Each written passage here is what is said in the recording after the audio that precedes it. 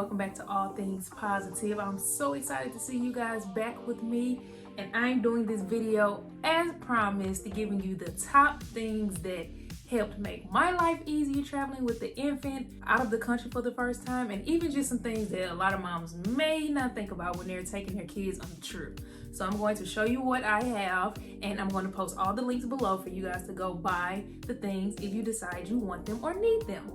Here we go. If your mom is still concerned about the mask and you guys want to wear a mask, they have something for babies. So many people saw me and said they had no idea that this existed.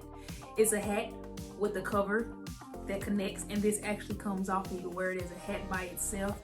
My baby loved it. He kept it on the entire time, never tried to take it off. He kept snapping my mask and breaking them, but he loved his. He never took it off at all, and it worked out perfectly while we were on the plane until we got situated. If you have a baby that's sensitive to sound or you're concerned about the noise, these are perfect.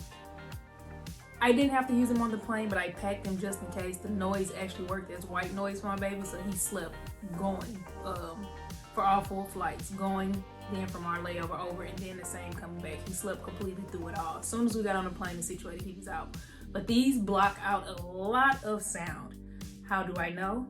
Because I actually bought these for church. When he was a baby, I bought these because the instruments at church are so loud.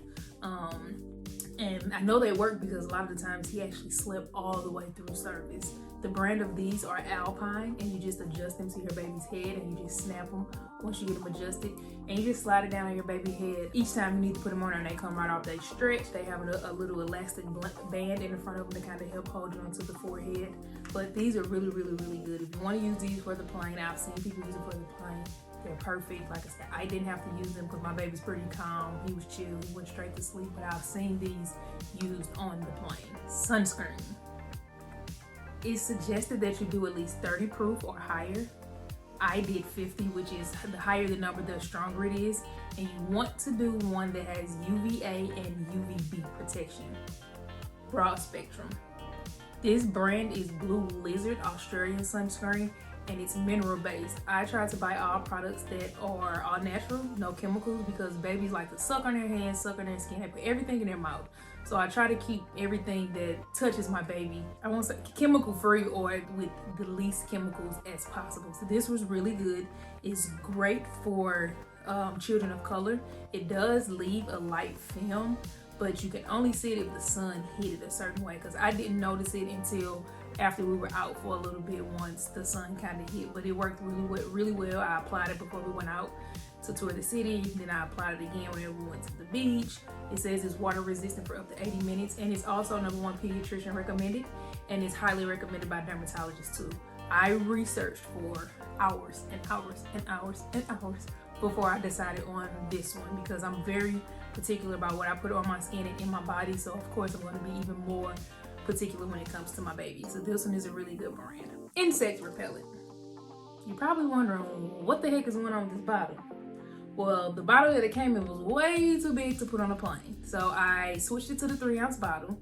If you're wondering why this is here, I have the explanation to it in one of my other videos that explain how to pack tightly and what is the best things to take on the plane and how to pack for traveling on the plane. But this serves a purpose. It's not just there for no reason. But this is insect repellent, all natural, essential oils, and it worked great. We didn't have very many bugs there, very many mosquitoes. I mean, we had 2 that lived in the house with us, but they never bit us, which is crazy. So this is how we know this has worked.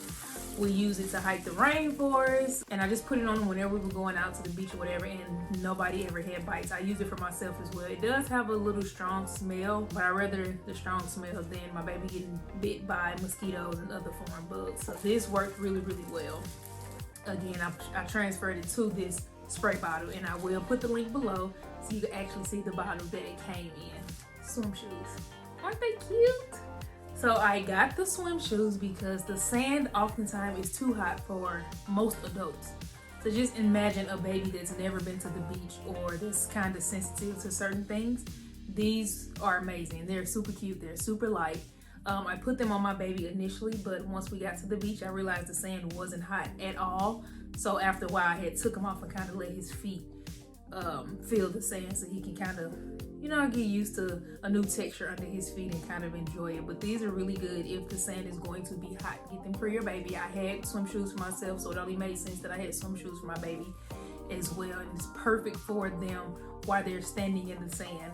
And you're probably wondering, well, how are you gonna protect their feet if they're crawling? What's gonna protect their knees? This cute little swimsuit. They have ones with pants.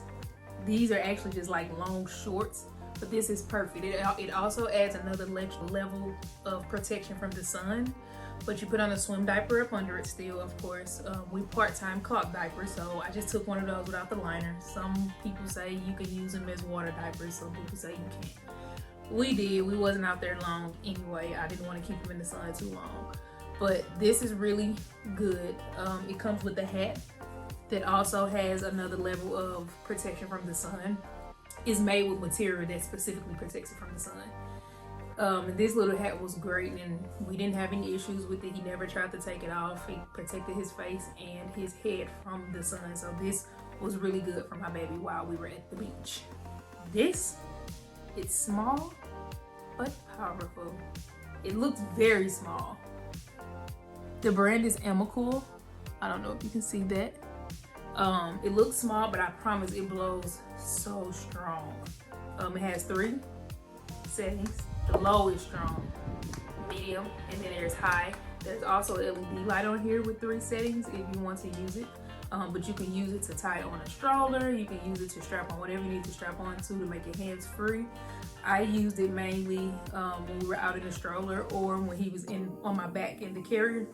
When he was sleeping, I just kind of held it over my back to keep him cool while we were hiking the rainforest. So this is amazing. It's small, but I promise it's very, very, very powerful, and it's very inexpensive as well. So this is a must-have if you're going somewhere where there's heat. Make sure you get this for your little one. Most of you guys probably already have this. It's a portable battery. I keep a portable battery, but I bought a new one before I left. Well, I sent my husband to buy it. That's why it's so big. You know, I told him, like, did you forget I was going on a plane? Could you have gotten something heavier? Because this one is 50 pounds, you know, maybe 100 pounds. That would have just saved it. Because I'm just kidding. It's not 50 pounds, but it's close. But it's pretty heavy. But I suggest getting one that's at least 15,000 mAh or higher, and that will let you know how long it'll stay charged and how quickly it charges. And this one is amazing. This one plugs straight into the wall, and it's been almost 2 weeks since we've been back, and this one is still charged. We used it the entire time we was gone to charge phones. We kept it in our bag to keep the fan charged, whatever we needed, and it's really, really good. The fan actually holds a charge for a really long time as well, which is another positive thing. It comes with the USB cord for you to charge it if you're out. Now the big stuff. This Infantino carrier is a lifesaver. It's beyond a lifesaver. You can wear it in the front or you can wear it in the back. I have back issues. Before we actually left the country, I tested it in the front most of the time. But once we got overseas, well, not necessarily overseas, it's still a U.S. territory, but we wasn't in the U.S. So once we got to Puerto Rico, I let him get on my back to hike the rainforest, and it was way more comfortable. And I think he loved it more than being on my front. I think he liked being in the front when we were going through the airport.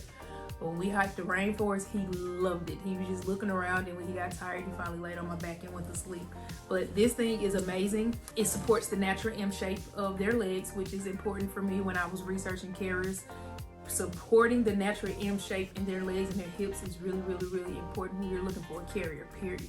But when you're traveling, this carrier is amazing. I used it to go through the airport to keep my baby strapped on me so that my hands can be free. I know a lot of people ask, should they take a car seat? Should they take a stroller? Should they take a carrier? Of course, it's all preference. I personally don't suggest taking a car seat. For one, why would you pay for another seat if your child is under 2 and it's free?